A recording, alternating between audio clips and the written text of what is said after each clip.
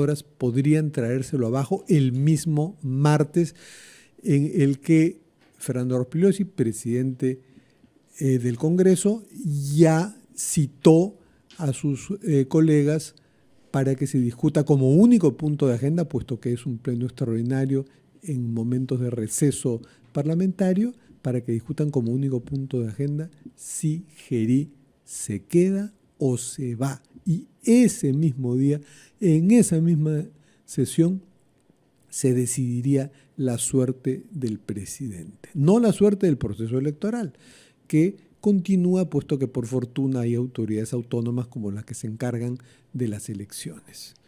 Ante este panorama, pues queremos hablar, en primer lugar, con un experto en Derecho Constitucional y en Derecho Parlamentario, el doctor Alejandro Rospigliosi, que le agradecemos nos acompañe. ¿Cómo está, Alejandro? Buen día y feliz día de la amistad con todos. Para que proyectemos cómo sería, cómo va a ser, porque eso sí es un hecho, ya está convocado, cómo va a ser ese pleno el día martes, que, bueno, algo singular, no va a ser en el hemiciclo al que estamos acostumbrados a ver, sino va a ser en otro edificio, ¿no? Así es. Buenos días. En efecto, como bien dices, este martes han sido convocados a las 10 de la mañana en un salón que pertenece a un auditorio al Congreso de la República. No es el que se usa siempre porque está en refacción, pero es otro escenario. Pertenece a Palacio Legislativo, al Poder Legislativo, y bueno, ahí inicialmente se va a tocar el timbre para tomar asistencia. Claro, entonces preparémonos para de pronto fallas técnicas y que a la hora de la votación definitiva, que decía la suerte de un presidente, lo decimos con una sonrisa, pero la verdad que es bastante grave, ¿no? Sería el cuarto presidente en un quinquenio, pero el mismo Congreso. Y habrá lo que tú te refieres, porque no hay tablero electrónico en ese auditorio. Por lo tanto, podría haber votación a mano alzada, gritando el voto, otros virtualmente, así que hay que tener un poco de tranquilidad porque va a suceder lo que señalas. Quiero abusar de tu conocimiento del Parlamento. Has trabajado ahí, has sido jefe del gabinete de una presidencia del Congreso, ¿no? Para imaginarnos cuáles podrían ser incluso las cuestiones previas y el desarrollo de esta sesión. Primero, una pregunta básica para ponernos en contexto. ¿Cuál va a ser el quórum y con cuántos votos el presidente podría ser defenestrado? Censurado, porque la vacancia no se va a discutir, ¿no? Porque se ha convocado, como ha recalcado Fernando Rospigliosi, se ha convocado el pleno como único punto de agenda que debe ser la discusión de unas 7 mociones de censura. O sea, no se puede discutir la vacancia. Es correcto. Primero que hay que decirle a los ciudadanos que el Parlamento está en receso, está en vacaciones, empieza formalmente en marzo, 1 de marzo.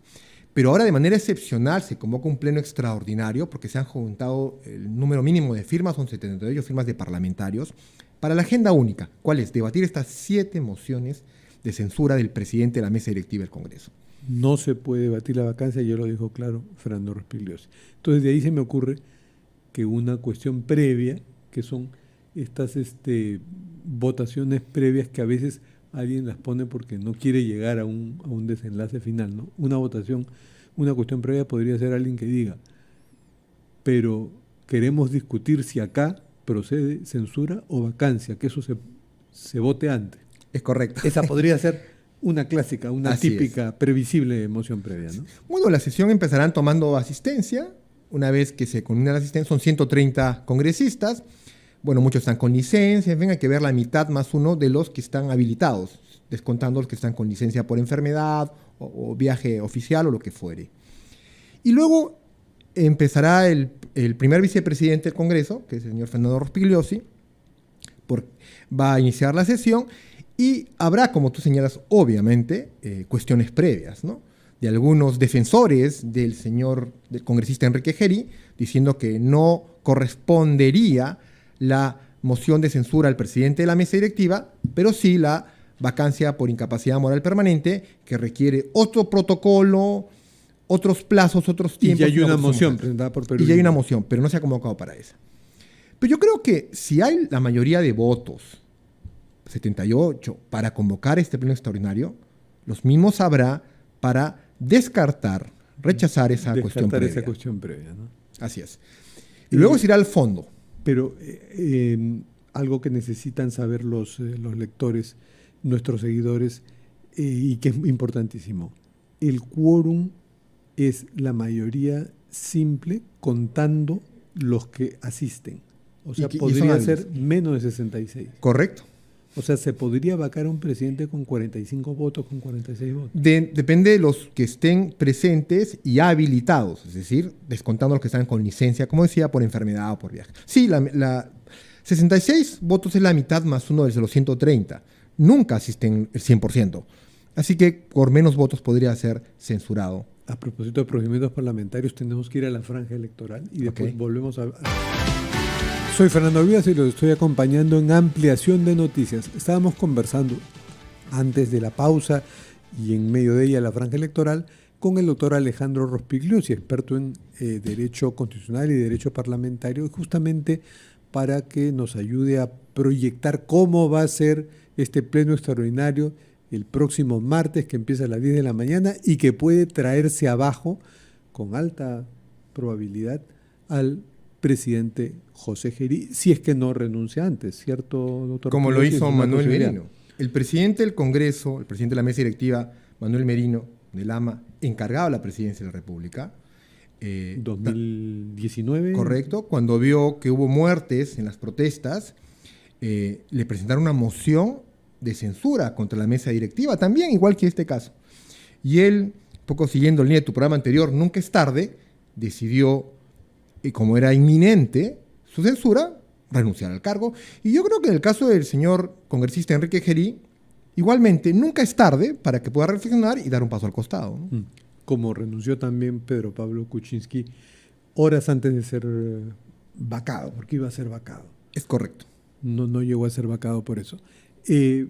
Tenemos enlazado a César Delgado Güemes, que es un muy conocido experto parlamentario, ha sido oficial mayor también.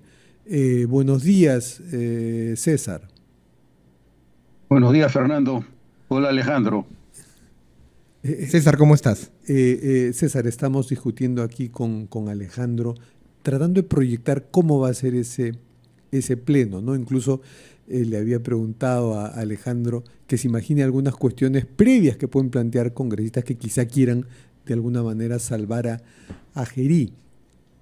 ¿Cómo ves ese pleno? Bueno, primero que no va a ser en el hemiciclo, ¿no? Así que quizá hayan algunos inconvenientes técnicos. Más o menos, ¿cómo te imaginas, conociendo al Congreso, que va a hacer ese pleno? ¿Cuánto duraría? ¿Van a convocar o no a José Gerí? ¿Irá, no irá? ¿Debe ir, no debe ir? Fernando, para mí lo más importante es ver el asunto desde el punto de vista de los principios y de lo que debe ser, cuál es el modelo, y a partir de eso deducir los actos que están ocurriendo, si es que encajan dentro del modelo, si es que pudiera existir algún tipo de irregularidad. Para mí lo más importante, Fernando, es que se trata de la remoción de quien está ocupando actualmente el cargo y desempeña las funciones de presidente de la República. Es cierto que el modo de acceso a la presidencia de la República ha sido por sucesión y en consecuencia quien ocupa la presidencia antes ha sido presidente del Congreso. Dicho esto, tenemos que entender que los actos en razón de los cuales se le imputan faltas son actos que se han desarrollado, que se han cometido durante el ejercicio del cargo y de las funciones de presidente de la República. El mío no es un comentario que tenga que ver con una posición ni favorable al señor Gerí ni en contra del señor Gerí. Para mí es repulsivo lo que se ha visto. Para mí sería totalmente impensable que eso hubiera sido una cosa corriente en un presidente de la República del Perú. No me imaginaría, por ejemplo, como lo he mencionado en algún otro lugar, que el señor Fernando Belaúnde Terry hubiera estado en un plan de esa naturaleza, encubierto con una capucha en horas de la noche para que no lo vean reuniéndose con nadie. Eso para mí es indigno. Dicho esto, yo creo que el procedimiento dentro del modelo constitucional no es la censura, es la vacancia, para lo cual el reglamento del Congreso, de acuerdo a lo que señala la Constitución, por el cargo que ostenta el señor Gerí, debiera utilizarse el procedimiento de vacancia que prevé el artículo 89A del reglamento del Congreso y no la censura. Sí, esa posición es compartida por varios constitucionalistas y expertos, incluso en derecho parlamentario, no por Alejandro Rospigliosi, ciertamente él discrepa en eso. Pero habida cuenta, y ya lo dijo incluso Ernesto Álvarez, primer ministro constitucionalista, ya de una posición más o menos derrotista, ayer en RPP ha dicho que, bueno, si es lo que deciden los congresistas y la mayoría, pues habrá que acatarlo. O sea, bajo ese fatalismo, ¿no? Bueno, es lo que decide la mayoría de votos, habrá que acatarlo. ¿Qué crees que va a pasar ese martes? Mira, no tengo una bola de cristal para predecir el futuro, pero ya los hechos están prácticamente indicándote que se va a seguir un camino que, a mi juicio, no solo es inconstitucional, sino que además puede lindar con lo que escuché en alguna ocasión de Rafael Rey, que podría tratarse hasta de un golpe de Estado del Congreso contra el Poder Ejecutivo. ¿Por qué? Porque si tú sigues la lógica que ha manifestado muy ilusamente, a mi juicio, José Chevasco, más o menos hace un mes, diciendo que para qué se utilizaba el procedimiento de la vacancia, cuando es más fácil utilizar el procedimiento de la censura. Efectivamente, es más fácil, pero las cosas no se hacen porque sean más fáciles o porque sea utilitaria o pragmáticamente más sencillo utilizar ese procedimiento que otro. ¿Por qué? Porque mira, si tú hablas de la censura al presidente del Congreso, cargo que él no está ejerciendo, sin embargo, las mociones presentadas señalan que el señor Gerí es política, ética e institucionalmente idóneo para el ejercicio del cargo. ¿Qué cargo? El de presidente de la República. Entonces, ¿cómo censuras al presidente de la República cuando el proceso idóneo es el proceso de vacancia? Para que tú censures a un presidente del Congreso, pongámonos en el supuesto que las normas señalan. Primero, debe calcularse los votos a partir del número de hábiles. Si el máximo número de hábiles que puede haber en el Congreso es de 120, deduciendo el 20% que permite el reglamento para las licencias, estamos hablando más o menos de unos de 104 votos. 130 menos 26 son 104. La mayoría absoluta de ese número equivale a 53. La mayoría de hábiles, la mayoría absoluta de hábiles es 53. Eso señala el artículo 52 del reglamento para definir cuál es el quórum de una sesión. Con 53 votos podríamos estar defenestrando a un presidente. No. 53 es el número necesario para que haya quórum. O sea, tú puedes tomar una decisión sobre la censura o sobre la vacancia siempre y cuando tengas quórum.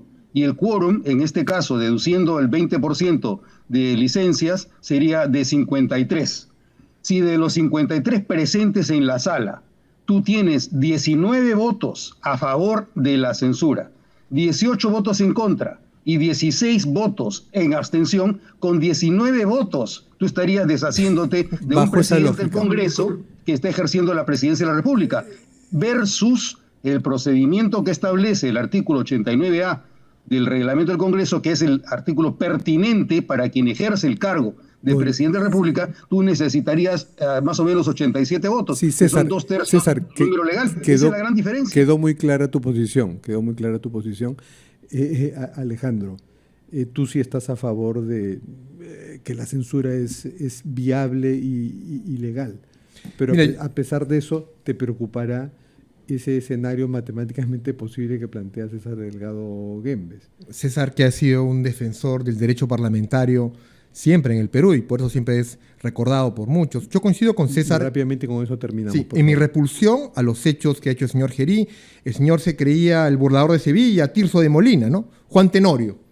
Eso pensaba que la Palacio era una fiesta. Eso es algo repulsivo al presidente Belón de Terry y muchos no hubiesen hecho eso. En concreto, tenemos una ley que es la ley 27.375 del año 2000, cuando el presidente de la mesa electiva, presidente del Congreso, ocupó la presidencia de la República, Valentín Paniagua Curaçao. Y la ley claramente dice que el presidente del Congreso no deja su cargo de presidente, el presidente de la República no deja de ser el presidente del Congreso. Entonces, es en virtud a eso, y termino con ello, es que en el derecho las cosas se deshacen como se hicieron. Si el presidente de la mesa electiva, presidente del Congreso, ocupa la presidencia de la República por el voto del Pleno, es el Pleno también que le puede quitar esa investidura de presidente de la mesa directiva del Congreso y por ende de la República. Pero eso no se había hecho hasta ahora. Pues, y eso Es cierto. Yo coincido con César. Un arma nuclear del arsenal. Así es. Y yo coincido con César en que esto debe mejorar para prevenir a futuro, sí. Pero hoy, como está el marco legal, es viable. Y el martes podemos ver defenestrado a José Gerí, quizá con más votos de los que ha mencionado César Delgado, pero eso es lo que